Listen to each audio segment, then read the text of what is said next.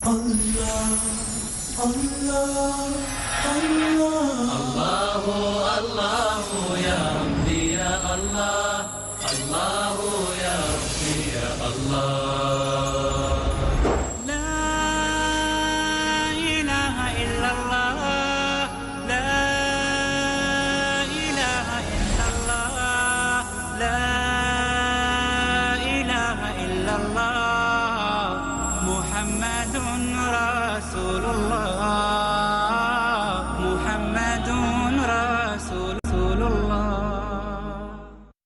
الحمد للہ رب العالمین والصلاة والسلام علی خیر خلقہ نبینا محمد وعلی آلہ وصحبہ اجمعین. اما بعد فاعوذ باللہ من الشیطان الرجیم. لقد جاءکم رسول من انفسکم عزیز علیہ ما عنتم حریص علیکم بالمؤمنین رؤوف رحیم. وقال النبی المصطفیٰ صلی اللہ علیہ وسلم لا تجعلوا بیوتکم قبورا ولا تجعلوا قبری عیدا وصلوا علی فإن صلاتکم تبلغنی حیثما کنتم. رواہ ابو داود عن ابی ہریرہ رضی اللہ عنہ. کتاب التوحید کے 21ویں باب میں جو توحید کی حمایت، حفاظت، صیانت اور شرک کے تمام دروازوں کو بند کرنے کے تعلق سے ہے کہ نبی صلی اللہ علیہ وسلم نے شرک کے تمام دروازوں کو بند کیا اور توحید کے تمام پہلوؤں کی حفاظت فرمائی. اس باب کے تحت سورہ توبہ کی آیت نمبر 128 لقد جاءکم رسول من انفسکم کی تفسیر اور اس کے ضمن میں ابو داؤد کے حوالے سے حضرت ابو ہریرہ کی حدیث ہم نے ایک مجلس میں آپ کے سامنے پیش کیا ہے. اس حدیث کا دوسرا ٹکڑا لا تجعلوا قبری عیدا فإن صلاتکم تبلغنی حیثما کنتم، یہ ہماری اس درس کا موضوع ہے. آپ صلی اللہ علیہ وسلم فرما رہے ہیں کہ اپنے گھروں کو قبرستان نہ بناؤ، یعنی وہاں ذکر دعا تلاوت کرو. اس کا صاف مطلب یہ ہوا کہ قبر پر ذکر و دعا کرنا، نماز پڑھنا ممنوع عمل ہے، اور وہ اس لیے کہ آدمی قبر کے فتنے میں مبتلا ہو جائے گا، شرک میں مبتلا ہو جائے گا. اسی شرک کے ذریعے کو بند کیا جا رہا ہے، راستے کو بند کیا. نبی کریم صلی اللہ علیہ وسلم نے فرمایا کہ اپنے گھروں کو قبرستان نہ بناؤ، یعنی گھروں میں نماز، دعا، تلاوت کرو، کیونکہ یہ سب چیزیں قبرستان میں نہیں ہو سکتی. یہ بات آپ نے اس لیے فرمائی یا قبرستان میں نماز، دعا، تلاوت اسی منع فرمایا تاکہ امت قبر کے فتنے میں مبتلا نہ ہو اور شیطان امت کو شرک میں مبتلا نہ کر سکے. تو شرک کے دروازوں کو بند کرنے کے لیے، شرک کے ذرائع کو مسدود کرنے کے لیے آپ نے گھر اور قبرستان کے درمیان فرق کو واضح کیا.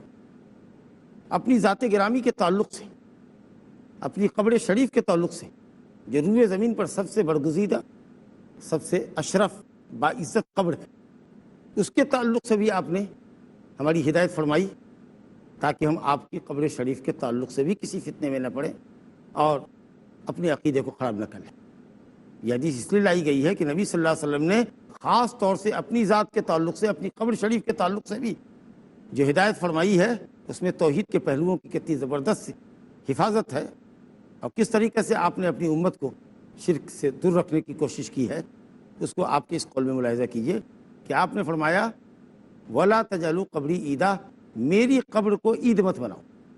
عید ایسی جگہ کو کہتے ہیں جہاں انسان عادت کے مطابق، شیڈول کے مطابق، چاہے وہ شیڈول اس کا یومیہ ہو، چاہے ہفتہ واری ہو، چاہے مہینے میں ہو، چاہے 3 مہینے پر ہو، شیڈول کے مطابق وہاں آنا اور جمگھٹ لگانا.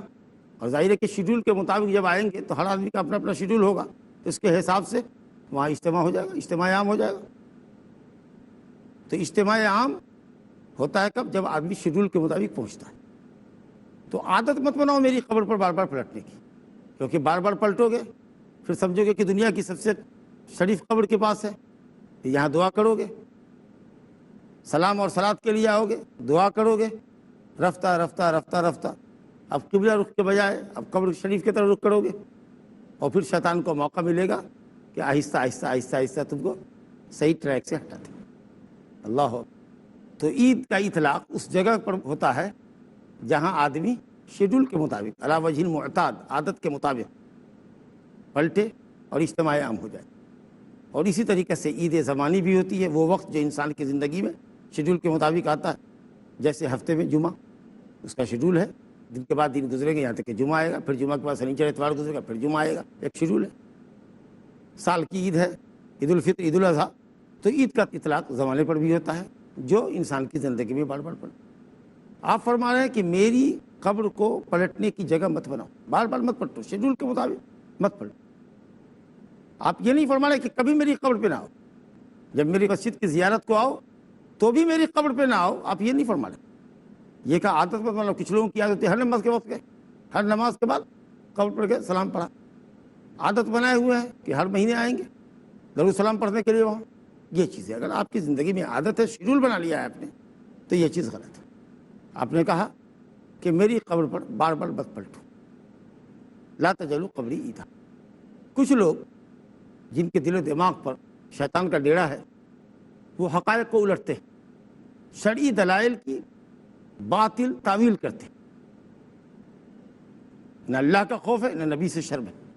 اللہ سبحانہ و تعالیٰ نے اپنے دین کی حمایت کے لیے افراد پیدا کیے ہوئے ہیں، ہر زمانے میں دین کی مدافعت کرنے والے، دین کا دفاع کرنے والے لوگ موجود ہیں۔ ورنہ اہل بدعت دین میں جو دھما چوکڑی کرتے ہیں اور نصوص کو جس طرح بگاڑتے ہیں اور امت کو شکوک و شبہات کے فتنے میں مبتلا کرتے ہیں کہ اللہ ہی ان سے بہتر نپٹنے والا ہے، اللہ ہی ان سے نپٹے گا۔ کہتے ہیں کہ حدیث کا مطلب یہ ہے کہ میری قبر کو عید نہ بناؤ کا مطلب یہ کہ میری قبر پر بار بار آؤ، میری قبر سے چمٹو، وہاں اعتکاف کرو، دعا کے واسطے آؤ، عید مت بناؤ۔ عید تو سال میں ایک مرتبہ دو مرتبہ آتی ہے، دیکھیے بات کو الٹ دیا۔ عید انسان کی زندگی میں سال دو سال میں تمہارے آتی ہے، ایسا مت کرو کہ میری قبر پر سال میں ایک مرتبہ آؤ، سال میں دو مرتبہ آؤ، نہیں، بار بار آؤ۔ اللہ اکبر، بالکل نبی صلی اللہ علیہ وسلم کے مقصود اور شریعت کے مقصود سے بالکل الٹ کے بات کر دی گئی۔ قسم اللہ کی نبی صلی اللہ علیہ وسلم کا یہ بالکل مقصد نہیں۔ میں اس پر قسم کھاتا ہوں، انشاءاللہ میری قسم نہیں ٹوٹے گی، پورے یقین کے ساتھ قسم کھاتا ہوں۔ اگر بار بار قبر پر پلٹانا ہی مقصود ہوتا، امت کو قبر سے چمٹانا ہی مقصود ہوتا، قبر کی مجاوری کرانا ہی مقصود ہوتا، تو آپ نے انبیاء اور صالحین کی قبروں کو سجدہ گاہ بنانے والوں پر لعنت کیوں کی ہوتی؟ آپ نے اپنی قبر کے تعلق سے یہ دعا کیوں فرمائی ہوتی؟ اللہم لا تجعل قبری وثنا یعبد، اے اللہ میری قبر کو بت مت بنا جس کی پرستش ہونے لگے۔ آپ نے یہ کیوں کہا ہوتا کہ تم دور نزدیک سے کہیں سے بھی سلام بھیجو، اللہ کے فرشتے مجھ کو سلام پہنچاتے ہیں۔ آپ افصح العرب تھے، نہایت فصیح اللسان تھے، اپنی بات کو انتہائی وضاحت کے ساتھ، صراحت کے ساتھ، انتہائی وضاحت کے ساتھ بیان کرنے پر اللہ کے فضل سے قادر تھے۔ آپ اتنی فلسفیانہ گفتگو نہیں کرتے۔ اگر کثرت سے زیارت کروانا مقصود ہوتا کہ بار بار آؤ میری قبر پر، عادت بنا لو، شیڈول بنا لو، تو آپ یہ کہتے اکثر زیارت قبری، اے امتیوں میری قبر کی زیارت کثرت سے کرنا، میری قبر سے چمٹنا، میری قبر پر اعتکاف کرنا، میری قبر کو دعا کی جگہ اور عبادت کی جگہ بنانا، یہ آپ فرماتے۔ آپ نے یہ نہیں فرمایا کہا عید مت بناؤ جو انسان کی زندگی میں شیڈول کے مطابق پلٹتی ہے۔ یہاں آنے کے لیے لائف میں شیڈول بنانے کی ضرورت نہیں۔ جب اللہ توفیق دے، مسجد نبوی کی زیارت کرنے کے لیے آتے ہو، نماز پڑھنے کے لیے آتے ہو، جاؤ، منع نہیں، لیکن عید مت بناؤ، یہ مفہوم ہے، نہ کہ وہ جو اہل بدعت کہتے ہیں۔ اس کے بعد نبی کریم صلی اللہ علیہ وسلم فرما رہے ہیں وصلوا علیہ، اس جملے پہ غور کیجیے، وصلوا علیہ فإن صلاتکم تبلغنی حیث ما کنتم، تم مجھ پر صلات بھیجو، سلام بھیجو، تم جہاں کہیں بھی رہو گے تمہارا صلات سلام ہم کو پہنچایا جائے گا، تمہارا سلام ہم کو پہنچ جائے گا۔ اس کا مطلب یہ ہوا کہ دور سے سلام بھیجنے میں اور قبر سے نزدیک ہو کر سلام بھیجنے میں کوئی فرق نہیں۔ صلو علیہ، تم مجھ پر صلات بھیجو، فإن صلاتکم تبلغنی، تمہارا صلات، تمہارا درود مجھ کو پہنچے گا، حیث ما کنتم، تم جہاں کہیں بھی رہو گے۔ مطلب یہ ہے کہ نزدیک سے سلام بھیجو یا دور سے، کوئی فرق نہیں ہے۔ جب کوئی فرق نہیں ہے تو قبر پر بار بار پلٹنے کے لیے، سلام کرنے کے لیے کیا آنے کی ضرورت کیا ہے؟ وہ مقصد اگر تمہارا ہندوستان میں رہ کے، اندلس میں رہ کے پورا ہو رہا ہے، اگر یہی مقصد ہے کہ وہاں جا کے سلام بھیجیں، تو وہ مقصد یہی سے حاصل ہے۔ ہاں، مقصد وہاں جا کر نماز پڑھنا ہے مسجد نبوی میں، تو یہ بڑا عظیم مقصد ہے، اس کے ضمن میں صلات سلام ہو جائے، اور بھی ہر نماز کے بعد نہیں، ہر دن نہیں، ہر ہفتے نہیں، تو الحمدللہ۔ لیکن اگر صرف سلام پہنچانے کے لیے اور سلام کرنے کے لیے جانا ہے تو آپ نے فرمایا اس کی ضرورت کیا ہے؟ جہاں سے بھی تم سلام بھیجتے ہو سلام مجھ کو پہنچتا ہے۔ اب یہ اس جملے سے کیسے بات کٹ گئی نا کہ بار بار آؤ میری قبر پر، جو اہل بدعت کہتے ہیں، کیسے وہ بات کٹی؟ آپ نے فرمایا کہ صلات بھیجو، صلات تمہارا مجھ سے پوچھتا ہے۔ سنن نبی داؤد میں ابو ہریرہ رضی اللہ عنہ سے روایت ہے، آپ صلی اللہ علیہ وسلم نے فرمایا ما من احد یسلم علی الا رد اللہ علیہ روحی حتی ارد علیہ السلام، میرا کوئی امتی جب مجھ پر سلام بھیجتا ہے تو اللہ رب العالمین میری روح کو میرے جسم میں پلٹاتا ہے یہاں تک کہ میں اس کے سلام کا جواب دیتا ہوں۔ اور سنن ابی داؤد میں، نسائی میں، ابن ماجہ میں روایت ہے اوس بن اوس رضی اللہ عنہ سے، آپ صلی اللہ علیہ وسلم نے فرمایا اکثروا من الصلاۃ علیہ یوم الجمعۃ ولیلۃ الجمعہ، اے امتیو مجھ پر کثرت سے درود بھیجو، صلاۃ بھیجو جمعہ کے دن اور جمعہ کی رات میں، یعنی جمعہ سے پہلے جو رات گزری ہے وہ جمعہ کی رات میں، پہلے رات آتی ہے اس کے بعد دن آتا ہے، تو جمعہ کے دن اور جمعہ کی رات میں کثرت سے درود بھیجو۔ یہاں جملہ مترجہ کے طور پر آپ سے کہیں کہ جمعہ کا دن سب سے افضل دن ہے ہفتے کے دنوں میں، یہاں تک کہ عید اور بقرعید کے سالانہ عید سے بھی افضل دن ہے، اور نبی کریم صلی اللہ علیہ وسلم مخلوق میں سب سے افضل ہے، اور ذکر کے اندر درود شریف افضل الذکر ہے، لہذا افضل دن میں افضل الخلائق محمد صلی اللہ علیہ وسلم پر افضل الاذکار درود کثرت سے پڑھنا چاہیے۔ اللہم صلی علی محمد وعلی آل محمد وبارک علی محمد وعلی آل محمد کما صلیت وبارکت علی ابراہیم وعلی آل ابراہیم انک حمید مجید۔ گفتگو جاری ہے، انشاءاللہ ایک وقفے کے بعد ملتے ہیں۔ لا إله إلا الله.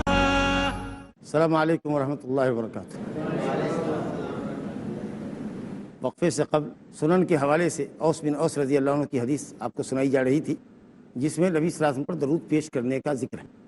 آپ صلی اللہ علیہ وسلم نے فرمایا اکثروا من الصلاۃ علیہ یوم الجمعۃ ولیلۃ الجمعہ، اے امتیو مجھ پر کثرت سے درود بھیجو، صلاۃ بھیجو جمعہ کے دن اور جمعہ کی رات میں، یعنی جمعہ سے پہلے جو رات گزری ہے وہ جمعہ کی رات میں، پہلے رات آتی ہے اس کے بعد دن آتا ہے، تو جمعہ کے دن اور جمعہ کی رات میں کثرت سے درود بھیجو۔ یہاں جملہ مترجہ کے طور پر آپ سے کہیں کہ جمعہ کا دن سب سے افضل دن ہے ہفتے کے دنوں میں، یہاں تک کہ عید اور بقرعید کے سالانہ عید سے بھی افضل دن ہے، اور نبی کریم صلی اللہ علیہ وسلم مخلوق میں سب سے افضل ہے، اور ذکر کے اندر درود شریف افضل الذکر ہے، لہذا افضل دن میں افضل الخلائق محمد صلی اللہ علیہ وسلم پر افضل الاذکار درود کثرت سے پڑھنا چاہیے۔ اللہم صلی علی محمد وعلی آل محمد وبارک علی محمد وعلی آل محمد کما صلیت وبارکت علی ابراہیم وعلی آل ابراہیم انک حمید مجید۔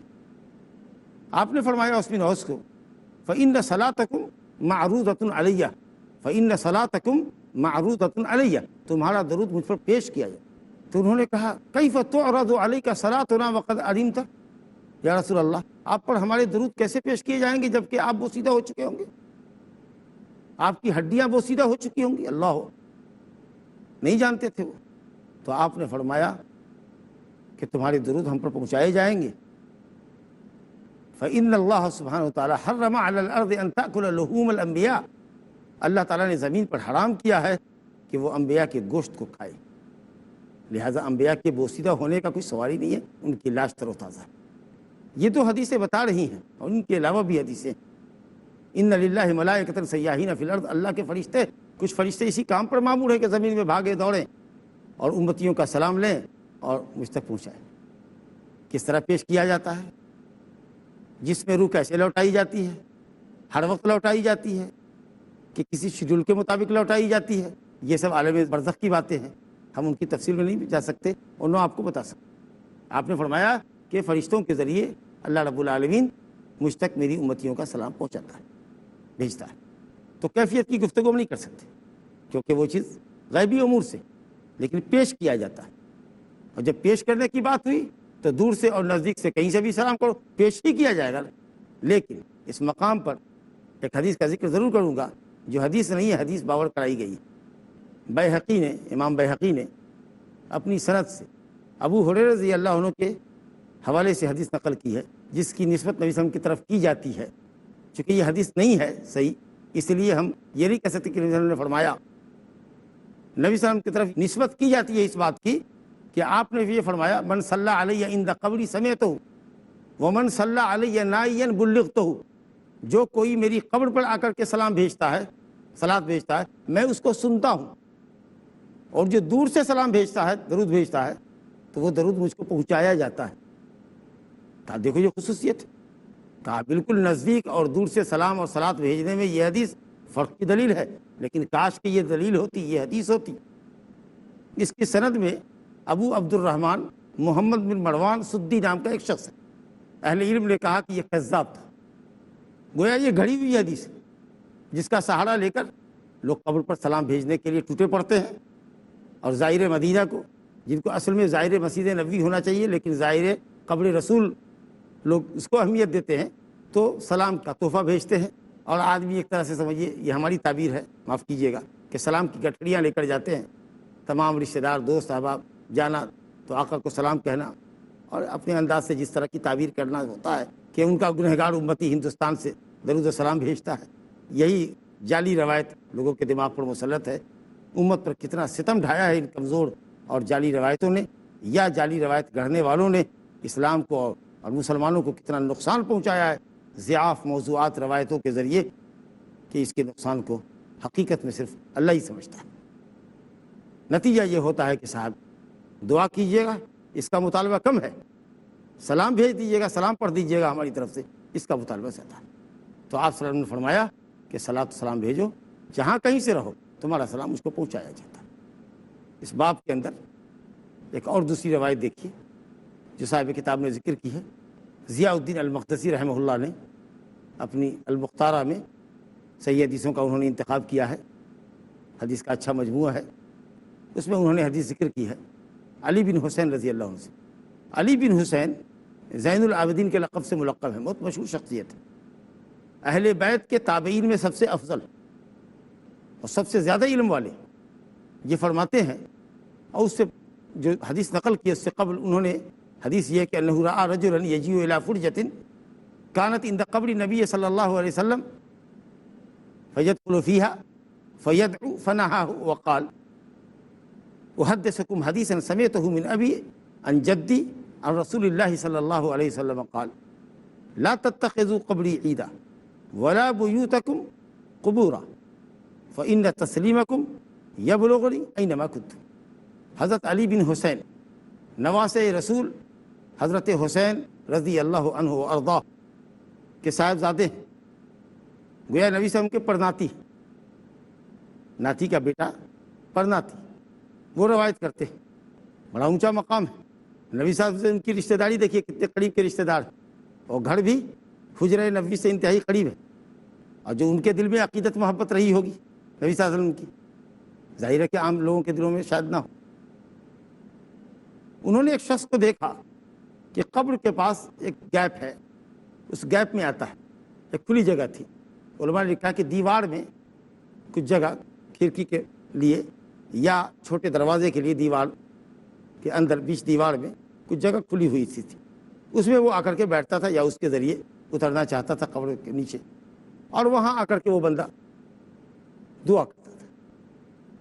تو علی بن حسین زین العابدین رضی اللہ عنہ نے، تابعی ہیں رحمۃ اللہ علیہ رضی اللہ عنہ، کوئی سبھی دعائیہ کلمہ کہیے انشاءاللہ، انہوں نے اس کو منع کیا کہ تم یہاں کیوں آئے، میں تمہیں ایک حدیث سناتا ہوں جو رسول اللہ صلی اللہ علیہ وسلم نے فرمائی۔ کہا میں تم کو ایک حدیث سناتا ہوں جو مجھ کو میرے والد نے سنائی ہے، یعنی حضرت حسین رضی اللہ عنہ، اور انہوں نے میرے دادا سے یعنی میرے نانا سے روایت کی، میرے دادا سے یعنی علی رضی اللہ عنہ سے۔ علی عبد الحسین کہہ رہے ہیں کہ یہ حدیث مجھ کو میرے والد نے بیان کی ہے، اب میرے والد نے میرے دادا سے روایت کی، یعنی حضرت حسین نے اپنے والد حضرت علی رضی اللہ عنہ سے روایت کی، اور انہوں نے نبی صلی اللہ علیہ وسلم سے روایت کی۔ جملے پہ غور کیجیے، لا تتخذوا قبری عیدا، میری قبر کو عید نہ بناؤ، پلٹنے کی جگہ نہ بناؤ، عید نہ بناؤ۔ عید بنانے کا کیا مطلب ہے، وہ کس لیے آپ نے منع فرمایا؟ تاکہ لوگ غلو نہ کریں آپ کی شخصیت میں، یہاں تک کہ شرک نہ کر جائیں، یہ بات ابھی آپ نے سماعت کی۔ اور کہا ولا بیوتکم قبورا، اور اپنے گھروں کو قبر نہ بناؤ، نہ میری قبر کو عید بناؤ، بار بار پلٹنے کی جگہ بناؤ، اور نہ اپنے گھر کو قبرستان بناؤ، یعنی ادھر نماز دعا ذکر و اذکار کرو، یہاں قبر پر آ کر نماز دعا ذکر و اذکار کرنے کی ضرورت نہیں۔ اور فرمایا فإن تسلیمکم، تمہارا سلام یبلغنی، مجھے پہنچتا ہے، اینما کنتم، تم جہاں کہیں سے بھی ہو سلام بھیجتے۔ رشتے کی قربت دیکھیے، گھر کی قربت دیکھیے، اور واضح فرمان سنیے، اور موجودہ لوگوں کا، بہت سے لوگوں کا طریقہ دیکھیے کیا معاملہ ہے۔ اور ان کے چچا زاد بھائی حسن ابن حسن حضرت حسن رضی اللہ عنہ نے اپنے بیٹے کا نام بھی حسن ہی رکھا تھا، جس طرح حضرت حسین رضی اللہ عنہ نے اپنے بیٹے کا نام اپنے باپ کے نام پہ رکھا، علی بن حسین زین العابدین جن کا سنا، حضرت حسن رضی اللہ عنہ نے جو نبی صلی اللہ علیہ وسلم کے بڑے نواسے ہیں، انہوں نے اپنے بیٹے کا نام حسن رکھا۔ حسن بن حسن روایت کرتے ہیں، سعید بن منصور نے اپنی سنن میں بیان کیا ہے، سعید بن منصور کہتے ہیں کہ ہم سے عبدالعزیز بن محمد نے بیان کیا، وہ کہتے ہیں کہ ہم سے سہیل ابن ابی سہیل نے بیان کیا کہ مجھے حسن ابن حسن نے نبی صلی اللہ علیہ وسلم کی قبر کے پاس دیکھا، میں قبر کے پاس کھڑا تھا، تو حضرت حسن بن حسن نے جو علی بن حسین کے چچا زاد بھائی ہوئے آواز دیا، وہ فاطمہ کے گھر میں رات کا کھانا کھا رہے تھے، کہا حلم الی العشاء، کھانے بڑھاؤ، رات کے کھانے کو عشاء کہتے ہیں، دن کے کھانے کو غدا کہتے ہیں۔ تو سہیل نے کہا کہ مجھے اس کی ضرورت نہیں ہے، مجھے کھانے کی خواہش نہیں ہے۔ تو کہا تم وہاں کیا کر رہے؟ کہا کہ میں آپ کو سلام کر رہا تھا۔ تو سنیے تیور، انہوں نے کہا کہ جب مسجد میں داخل ہو تو سلام کرو۔ جملہ مترجہ کے طور پر ہم کہہ رہے ہیں کہ سنت سے بھی ثابت ہے کہ جب آدمی مسجد میں داخل ہو تو اللہ کے نام سے صلاۃ و سلام پڑھتے ہوئے اور مسجد میں داخلے کی جو مشہور دعا ہے اس دعا کو پڑھیں کہ بسم اللہ والصلاۃ والسلام علی رسول اللہ اللہم اغفر لی ذنوبی وافتح لی ابواب رحمتک اور دائنا قدم ڈالیں۔ مسجد نبوی میں داخلہ ہو، مسجد حرام میں داخلہ ہو کعبۃ اللہ میں، یا دنیا کی کسی بھی مسجد میں داخلہ ہو، داخلے کے وقت میں یہ دعا مصنون ہے، صلاۃ اور سلام۔ کہا جب مسجد میں داخل ہو تو سلام کرو، اور فرمایا سنو حدیث نبی صلی اللہ علیہ وسلم نے فرمایا ہے کہ میرے قبر کو عید مت بناؤ، اور عید بنانے کا مطلب آپ سمجھ چکے کہ شیڈول کے مطابق وہاں بار بار مت آؤ صلاۃ و سلام کے لیے، اپنے گھر کو قبر نہ بناؤ۔ اور آپ نے یہ بھی فرمایا کہ اللہ کی لعنت ہو ان لوگوں پر، یہود و نصارہ پر، جنہوں نے انبیاء کی قبروں کو سجدگاہ بنایا۔ اور جو اس میں مشہور جملہ ہے ما انتم ومن بالاندلس الا سوا، تم جو مدینے میں ہو اور وہ جو اندلس میں ہے، اسپین میں، تم دونوں صلاۃ اور سلام بھیجنے میں برابر ہو۔ تمہاری کوئی خصوصیت نہیں ہے کہ تم یہاں مدینے میں ہو، مسجد نبوی میں ہو، قبر سے قریب ہو کر سلام بھیج رہے ہو، اور وہ آدمی جو اندلس میں ہے، وہ آدمی جو دوسرے ملک میں ہے، تم دونوں برابر ہو۔ انشاءاللہ گفتگو کا سلسلہ جاری ہے۔ وصلی اللہ علی نبینا محمد وآلہ وصحبہ وسلم۔ اللہ اللہ یا ربی یا اللہ، اللہ یا ربی یا اللہ۔ لا إله إلا الله، لا إله إلا الله، لا إله إلا الله، محمد رسول الله، محمد رسول الله،